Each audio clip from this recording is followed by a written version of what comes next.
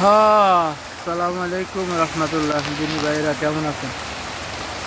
এইখান থেকে দেখেন এই কতটুকু জায়গা আমাদের পাশে মেইন রোড, বাম সাইডে এখান থেকে আমার কাছারি ঘর। এটা এই কাছারি ঘরে এখান থেকে পুরোটাই শুকনো ছিল। সামনে কবরস্থান,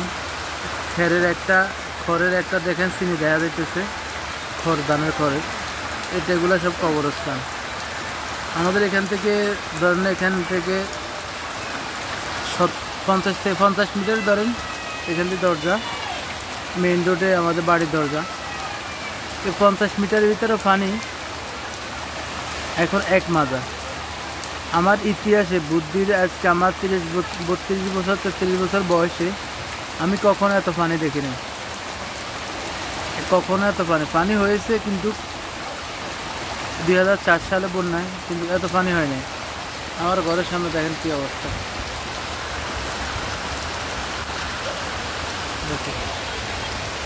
আমার ঘর থেকে 1.5 হাত নিচু হচ্ছে আমাদের চলাচলের রাস্তা, বা মেন রোডে উঠার। বাড়ির সামনেই মেন রোড, যেহেতু বলছি না 70 মিটার ও 50 মিটার হবে, এরকম 50 মিটার সামনে।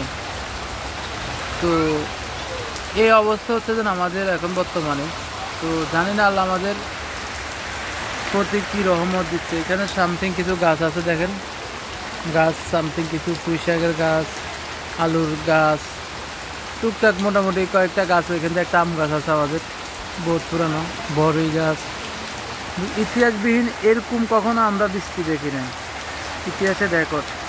পুকুর ঘাটটা সব চলাই গেছে, দেখছেন পুকুর ঘাটের যত বেয়া ছিল, বা আপনারা যেটা বলি আর পদ্মা ছিল, সব চলাই গেছে।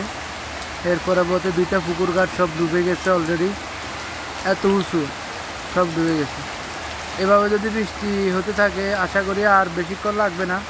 তো ঘন্টাখানিকের ভিতরে আমাদের, ঘন্টাখানিকও লাগবে না, 20-25 মিনিটের ভিতরে আমাদের ঘরের সামনে চলে আসবে পানি। এ হচ্ছে আমাদের ঘরের সামনে, আমাদের ঘরের সামনে এখানে চলে আসতে 15 থেকে 20 মিনিটে এভাবে বৃষ্টি হলে চলবে।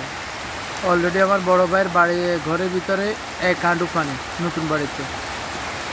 বাতিজিরা আমরা নিয়ে আসছি, ভাইয়া ভাবি এখানে আছে, আমরা বলছি চলে আসার জন্য। এই হচ্ছে আমাদের অবস্থা। দেখেন এই পর্যন্ত আলহামদুলিল্লাহ আর্থিক কোনো সহযোগিতা আমাদের লাগে নাই। সবাই আলহামদুলিল্লাহ বাড়িতে মোটামুটি সবাই চলতেছে, কিন্তু আল্লাহর রহমতে যদি না থাকে তাহলে আমরা সবার অবস্থা খারাপ। ওয়াশরুম তো ওইদিকে পুরাই অবস্থা খারাপ। তো সবাই একটু দোয়া করেন আমাদের জন্য, আমরা বহুত কঠিন অবস্থায় আছি, সবাই দোয়া করেন। আসসালামু আলাইকুম।